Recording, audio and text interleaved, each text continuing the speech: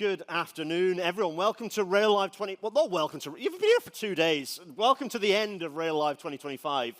It's an absolute delight to welcome to the Engineering Theatre for our last and our most grand panel session. There's 150 people on stage, which is quite good. It's quite something. I have to first, before I go off on one, say an enormous thanks to Pandrel, who have supported the Engineering Theatre this year as they did last year. And it's been amazing they just did a session with us, which was really interesting. It's been amazing to have their support. I have an extremely, let's say, a wide range of experience and interests on stage, and in no particular order. Well, actually, no, in the order here, just to make sure I don't miss anyone. Next to me, I have Route Director for Wales and Borders, which is Nick Millington. Hi, everyone. Former president of my professional institution as well, which is an important accolade that I had Mona yesterday, and she was like, no, I'm former, I was 2 weeks ago. Oh, so, right, yeah. We have Julie Gregory here, who is the Regional Head of Resilience and Sustainable Growth at Network Rail. We have Michael Jones from HS2, Senior Environmental Specialist, which is good because we've got the railway that isn't yet running angle of what do we do about all this, so I'm very pleased about that. And at the far end, Bonnie Price, who is the Chief Exec of Young Rail Professionals. I want to talk about, this is about like surviving a climate change situation. And for anyone who doesn't know, as you look outside and everything melts, everything's getting hotter. And I was growing up and people were making a huge fuss about like, we're going to have, in an apocalyptic world, we might even reach 1.5 degrees of warming. And here's a map, by the way, of what that'll look with the changing coastlines. And as I sit here like 30 years after I had that poster out of whatever glossy magazine it was, 1.5 degrees warming is solidly behind us. We've smashed through that one like there's no tomorrow, and we're looking now at a 2-degree potential future, if not even hotter. So, not good. And what's even more worrying about that is that doesn't just mean we have hot weather and boo-hoo, it's everything just gets weirder. We have more hot, but we also have more rain, more drought. We also potentially have more cold because our atmosphere is a weird lava lamp. So you name it, we have to deal with it. And that's on a railway that's already super busy. It's already old, and we are already asking more of it. Nick, how much of a stress is this for you, day-to-day running a railway? How much of your time is spent worrying about you have a railway that's getting pushed harder and harder? I think for the first year of being a route director, we probably had an emergency weather call every other day. So it was either heat, it was rain, it was cold, ice, you name it. So, but you get used to that. I guess my honest reflection straight away within 3 months is that there are certain things that we were blaming on climate change that weren't climate change. Yeah. I think there are certain good practices with maintenance and operations that we'd forgotten or weren't doing. Yeah. But whether that was conscious or unconscious, someone will tell me if I'm right or wrong, but it wasn't being done. So things like drains. Drains, if they're unblocked and they go in the right direction, take water out of the way. So that's a fairly simple thing to get put right, so we've been doing that. If you look at line-side vegetation, in my time on the railway, it's got considerably more encroached. We'll push it back. Something, I guess, that is a natural thing that has happened, ash dieback. Yeah. So we've got 40,000 trees on Wales and Borders, that ash dieback is a relatively new thing, and that sort of deterioration in that number of trees on the line side is a considerable risk. Big trees ready to fall on your railway line with a rot that goes from the inside so you can't spot them. Not ideal. And having said that, we've got good kit now to measure that, and we're using that. And then we'll come on to Julie in a sec. Julie has given me some great tools about weather forecasting, risk assessment, risk management, and operational risk management. So I guess what am I saying? Wales is the wettest route in Network Rail. That's statistically true. Capel Curig, the weather station in North Wales, has often got the highest wind speed in the UK. I take a bet on that and always win it as well, which is quite good.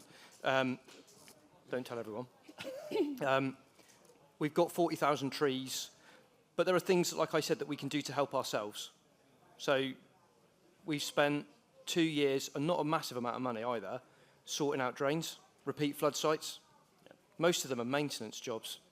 Yeah. genuinely get them sorted, and that's the end of that. If you look at then operational management, where you do get issues with floods, so a good example for me is Gabowen, road tankers. Until we've done the deal with the local council about the run onto the railway, we can manage it with road tankers in the very short term. We'll just do it then. Yeah. So that's what we're doing. There's other things that we can do. So for instance, with floods, you can run trains through still water, but we weren't doing it. Yeah. There was no reason for not doing it. So what we've done now is reinforce that you can, inside the standards, run trains through standing water of a certain depth. And we put 40-odd cameras out there where we've got those known high-risk sites to make sure that we can see exactly what the water's doing rather than putting a human in. So it's just, I guess it's getting the day-to-day being ready for it. Yeah. So getting the day-to-day right. Yeah. Sorry, go on. Yeah, I was going to say getting the day-to-day right. And Yeah. so although you are often charged with the strategic, most of your time is thinking about the tactical. It's like you can get the tactical stuff right. Yeah. Transitioning into the strategic a bit, Julie. Yeah. So Nick's running around fighting these fires, sometimes literally, and then they get put out by the rain. You're thinking a little bit more strategically, I'd imagine. Yeah. What does that look like from you of thinking? Because the PDF I always tell everyone to download is the Network Rail Climate Adaptation Report. You can Google it. It's when I'm teaching sustainability, I say one of my 4 PDFs I point people towards is the 2021. It's got a picture of Glenfinnan and Viaduct on it. You can't miss it. It's a fab PDF. Google's great. That's a fantastic document. It has so much in it that's very useful. But that was a while. We're still moving on with that. What's your day-to-day looking like? So yes, a part of my day job is managing the weather, which is already, climate change is already here, and we have extreme weather. But yeah, as you rightly say, a lot of it we need to be more strategic. We need to get on the front foot. We need to be less reactive. So rather than dealing with the weather event after it's happened, we need to be thinking, how can we prevent this? These extreme events are happening more frequently, etc. So what we're doing at the moment is a programme of climate adaptation pathway workshops. So we've already held, I think it's 4 over Wales and Borders route and 4 in Western route. So I work on Wales and Western region. And what those are doing are looking at parts of our network and saying, well, how resilient are we now to the weather? How is that going to change with the changes that we're expecting? Where are our priorities for investment? And a really important part of that equation is how resilient do we need that line to be? Yeah. Because, for example, one route on Nick's patch, the Conwy Valley, that suffered from some horrendous washouts. I don't know if that was one of the ones you were talking about, Nick. We've had a few. And the railway's been closed for months. It's not a commuter line like Paddington to Reading, but we still need to move people around. We don't need that to be bulletproof to the weather, but we do need to be able to recover so we can get people moving, within a reasonable amount of time and not have it closed for months. If you've had a piece of railway closed for months and people find another way to travel. And then you've lost them. And you've lost them, yeah. So what we've done is, so the solution has to match kind of where you need the resilience to be. So for that patch, we've been using rock armour, so to stop the washout, stop it being closed for months at a time. So as soon as the floodwater recedes, open the railway, and on you go. So, that's, but other parts of the railway, maybe we do need them to be there, open, do not 24/7. Yeah, that's it. So it's you need to factor that in to make sure that we're not going to be going to the government with a completely unaffordable bill. Bonnie, I want to because Mike and I are going to go off on one about like how I'm a designer by training, so there's a risk that we got. Bonnie, though, you represent basically everyone who's young in the industry. Those who don't know, go and become YRP members. What I wanted to ask is, what do your members say about this? Like, what's their discussion on? Do they think the industry is enough on top of this? Do they think we've got a lot to learn? Do they care?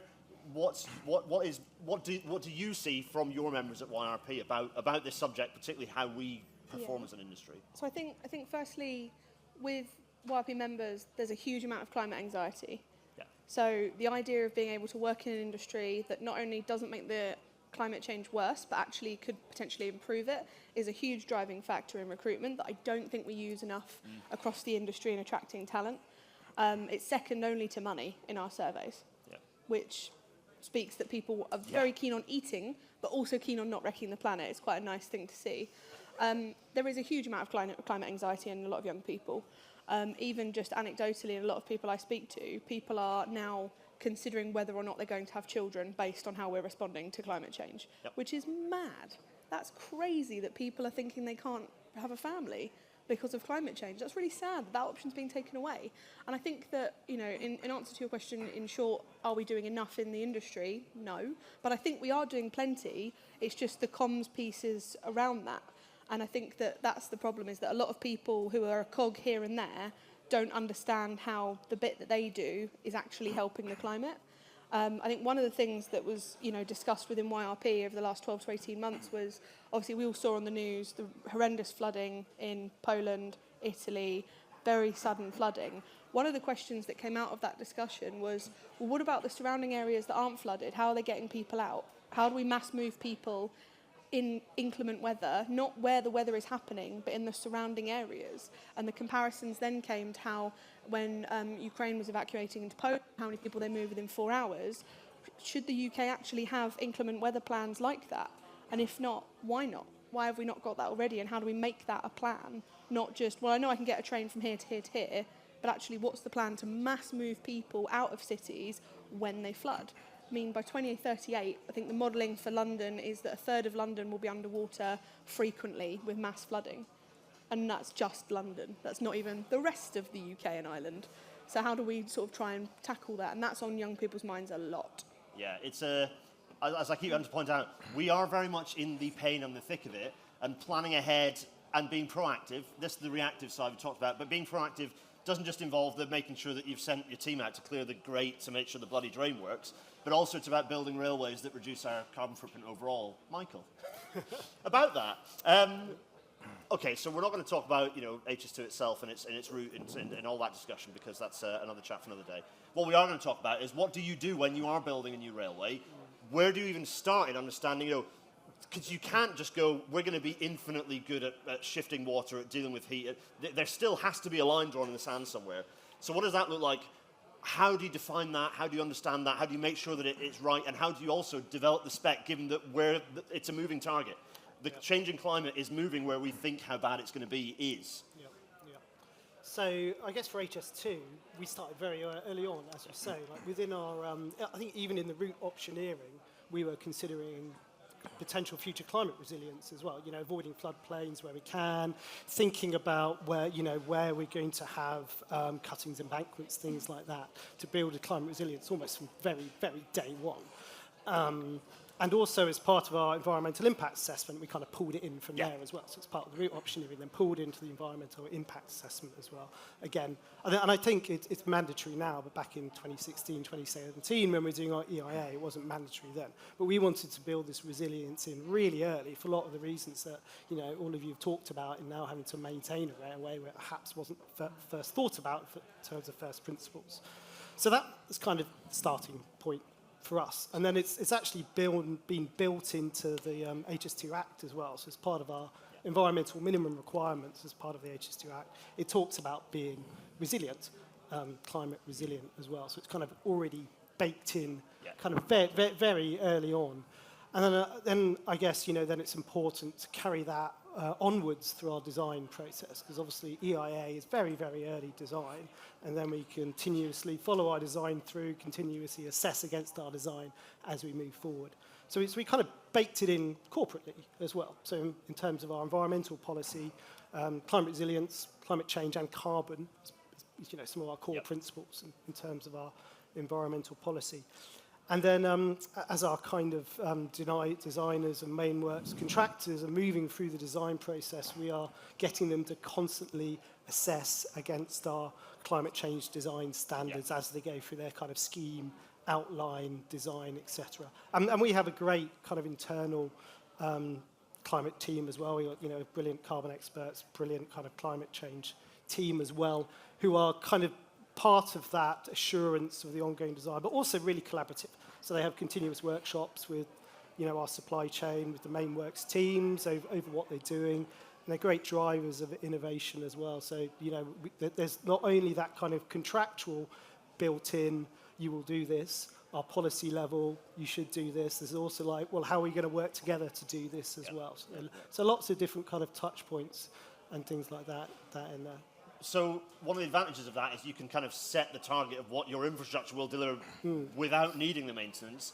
But back on the current railway, the world that Julie and Nick are living in, what does good look like? You know, how do you, and as you intimate, Nick, actually it's not whether it's climate change, whether it's just thinking about the weather as the direct impact, no matter what's causing it, you're dealing with your weather patterns that get more extreme. How do you understand that you're doing it better? What does good look like from your perspective? For me, the first thing is keeping the public safe and our people safe as well. That's really important. And you've got to keep a calm head with that.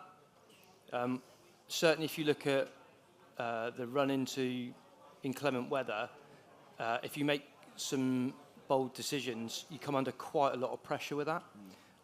I don't mind that. I'm quite happy to take pressure. That's what I'm paid to do. Having said that, what you need to have is really good information with which to make those decisions on. So, Julie, if you look at what you've done for us with Gusto, which is wind speed and wind direction, if you look at them, we can really target where those high risks, high wind speeds are going to be. If you look at rainfall forecasting, I feel now like it's really, really accurate. You know, genuinely, I'm surprised how accurate it is. And therefore, if you look at then earthworks risk assessments, if you look at then wind speed and direction, we can make some pretty wise decisions early and keep the railway running and do it confidently as well. Sorry. Yeah, well, I was just going to add to that. I mean, you're absolutely right that I think what good looks like is really good information. So lots of remote monitoring, lots of data, and then using that to create good decision-making tools. And just to put a slightly different slant on it, in terms of kind of big projects, I mean, there are some places where we just need to do a big intervention to prevent it flooding, or something like that. But I think what good looks like is not automatically throwing concrete at the problem. Flood defences, seawalls, etc. That's kind of traditionally what we've done in the railway. We've got this railway corridor. We've been sort of blinkered in the past, and perhaps, let's make our drainage bigger. Let's add a flood defence. And what we're starting to do a lot more now is look at the whole catchment and think about how do we slow down that water before it gets to our narrow railway corridor. And so nature-based solutions come into that, natural flood management, re-meandering rivers, leaky dams.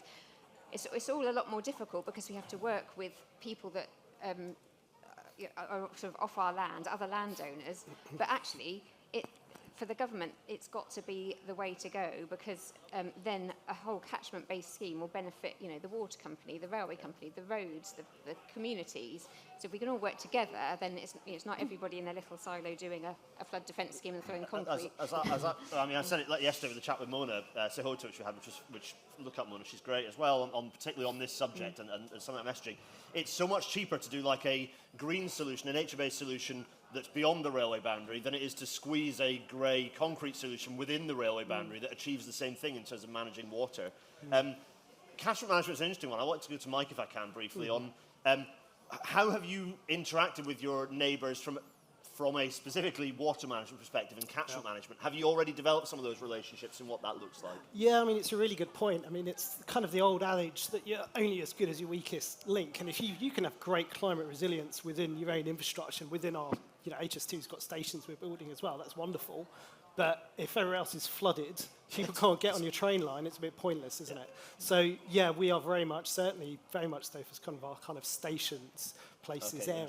We trying to work really closely with like local authorities on how they're managing their kind of water, flooding, drainage around us as well, and at least trying to kind of integrate our drainage where possible and think about our landscaping where possible as well, to try and make sure we're having kind of shared resilience.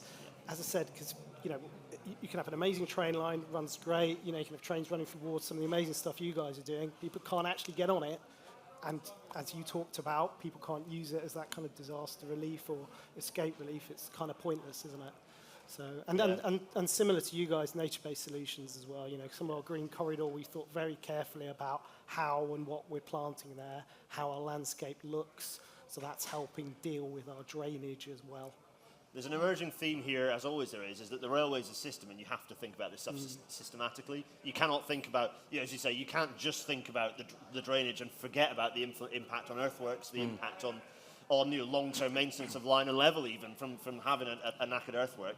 Bonnie, I suppose I wanted to kind of round off before we go to questions, so get yourselves ready and there'll be a roaming microphone in a second.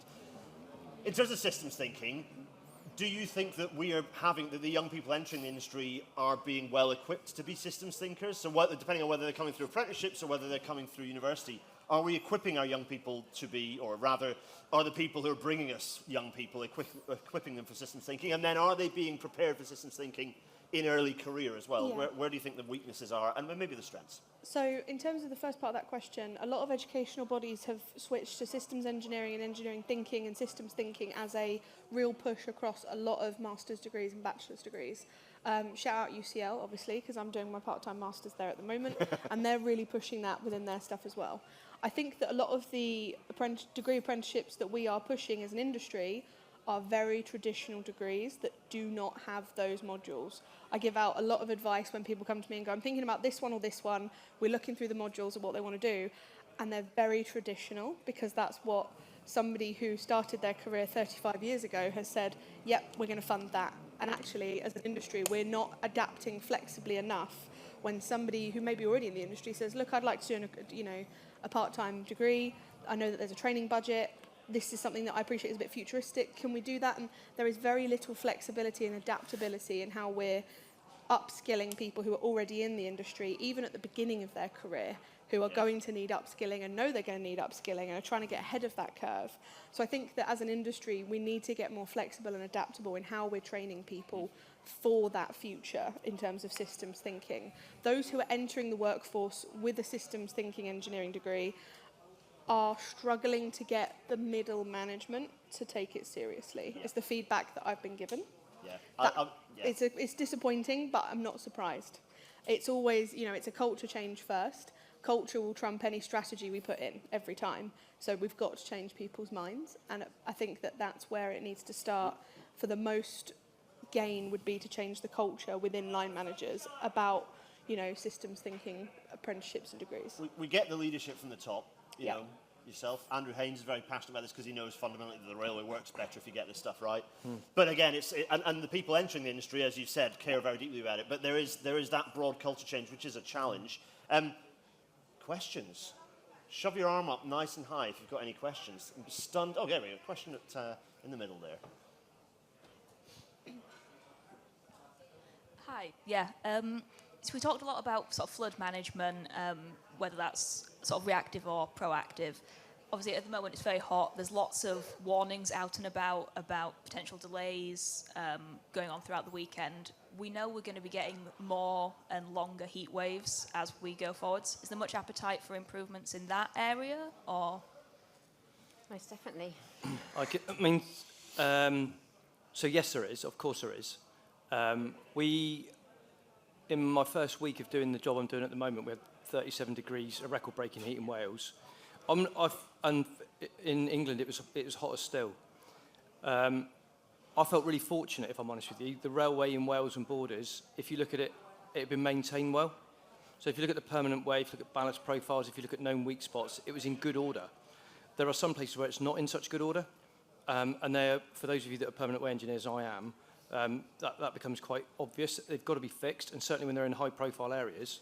But then you've got things like OHLE systems where the counterweights, and so there'll be some investment that's needed. But I think to myself, we can. There's a lot we can do now, and we need to do it now. There's no point blaming climate change if something's badly maintained, or if we need to invest in something, get on with it, providing the benefits are there. And there's quite a lot of opportunity in that space as well.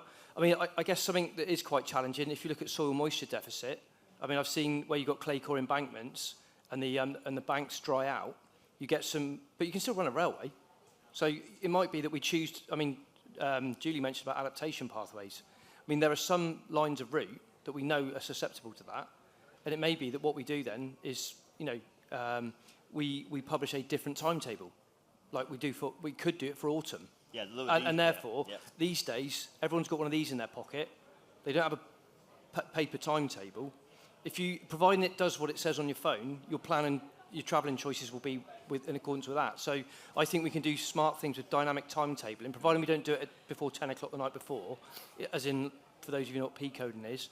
But there are certain things that we can do with, so we're doing in Wales and Borders an autumn timetable. It's not everywhere. We're doing some trial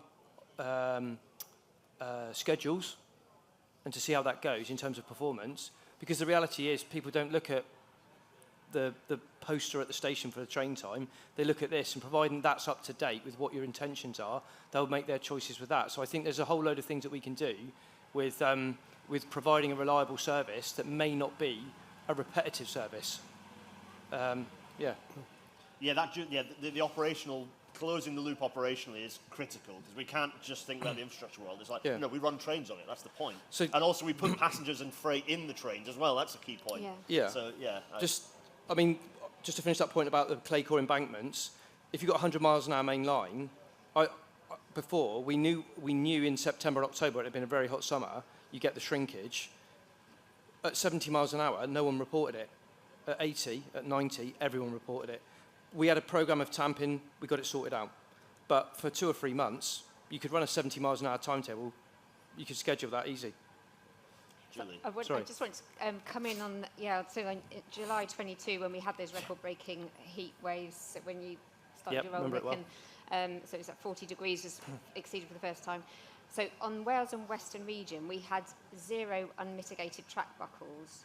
So, but train performance was horrendous because we put all these speed restrictions on. So actually, we weren't doing the best thing for the passengers on that day, on those 2 days, because there was loads of disruption. People were having to hang around in the heater stations.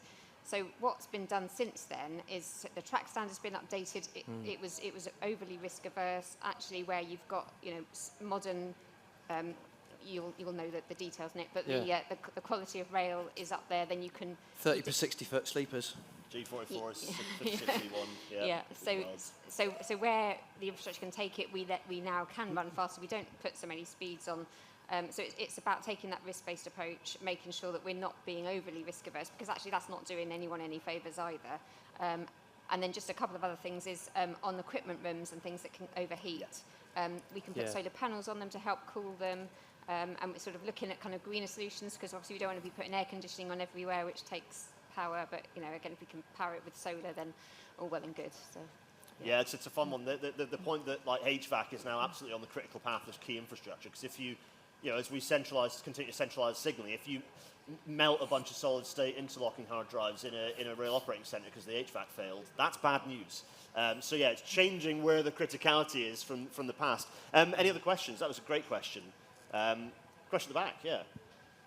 Hi, good afternoon. Sorry, I just caught the last bit of this. So this is building on this lady's question. So number one would be, is actually with increase of temperature range, is the stress-free temperature of rail at 27 degrees now not worth it? And when you consider temperature variation across the UK, having a uniform stress-free temperature doesn't seem to be a smart idea when you compare to, say, somewhere like Kent that always gets the hottest, and you go up to the north of Scotland. And secondly would be a comment about the systems thinking. Systems engineering is very important, I think, because I'm finishing off my master's in systems engineering at the University of Birmingham. The problem is we're dealing with a railway, and I come from the designing background. I'm now working with infrastructure monitoring. You will never change it until literally Network Rail, the industry, actually decides to realise it's a system that it is, instead of being completely siloed. So I want to throw to Mike very briefly. Thanks for that. Mike, very briefly on stress-free temperature. I know we could all yak about it, but actually, what do you do when you've got a new railway and you're the question of stress-free? Do you know what stress-free temperature is? I am not a railway designer, so okay, I'm an environmental consultant. Yeah, that's probably not best for me. So, I can talk about maintenance design, though, if you like. We can pick up that point. Well, I'll tell you. So I can Nick, start, very I can start briefly on with a very... temperature, and then we'll go to Mike on that. When I was a P-Way tech, we had a piece of rail on the kitchen window, and we had a metal thermometer, and every now and again I'd bring home, not on a mobile, because we didn't have a mobile, and I'd say, what does the temperature say there? And where we all lived, and that's how we used to find out how hot or cold it was. And that wasn't that long ago. Yep. Now, we've got digital sensors absolutely everywhere, and we know exactly what the diurnal temperature ranges are and all that sort of good stuff. So we can make wise decisions to do exactly what you said there, which is to alter the stress-free temperatures. I think we can do that with a lot of confidence. At that time, AMBER 11 as it was, had a graph in the back with the lines on it, and some of you will know what I'm talking about. And that was it. That was how you made your decisions for the whole country. I think there is a time and a place now with the amount of data and analytical power that we've got to make good decisions based on the laws of physics and good data. So that answers that. I think that bit of the question. With regard to systems thinking, you might want to throw it over that way. Mike, you're going to. Yeah, so you made a good point there about joining up kind of maintenance, operations, and design construction as well. That's something we are trying to do in HS2. In fact, it's my role at the moment. I'm kind of the environment lead with the ops and maintenance team. So we're trying to join up our ops and maintenance team and our design construction contractors team to make sure there is that circle thinking about it. So it's, we're still building, designing stuff. It's getting our ops and maintenance team fed into that, commentating on what's being built to make sure that they can actually maintain it in the best way. And this is where we need to learn lessons from Network Rail as well about how they're doing it now. And I think quite a lot of the people ops and maintenance team are from Network Rail and HS1, so hopefully they've pulled in some of those lessons already. So we're trying to think about that. There is always a little bit of tension, obviously, but yeah, we need to think about that whole kind of life cycle of a railway, just not building it, handing it over to somebody to look after it's been built. So, I mean, we could have done this for another half hour easily. A short session, half hour just disappears. I think the key things to take away from this is that we do have to think strategically, we do have to think systematically, but we also have to get the basics right. Definitely. The climate change is still going to push all the same buttons as weather has in the past. It's just going to do it more so. So to build a climate resilient railway, it has to be working right to start with. Can we please say thank you to an absolutely fantastic panel? Thanks so much. It has been an absolute delight to have you joining me at the Engineering Theatre. I've had 2 days of doing this for like the whole day straight, so I'm knackered. I'm going to go and turn it into a pool of jelly over there. It has been a delight to have you joining me. Safe return home, whether you're driving or getting the train. Count the number of speed restrictions on your way home. I'm fascinated to see. Safe trip, and thank you so much. There we go. Look at that. There we go.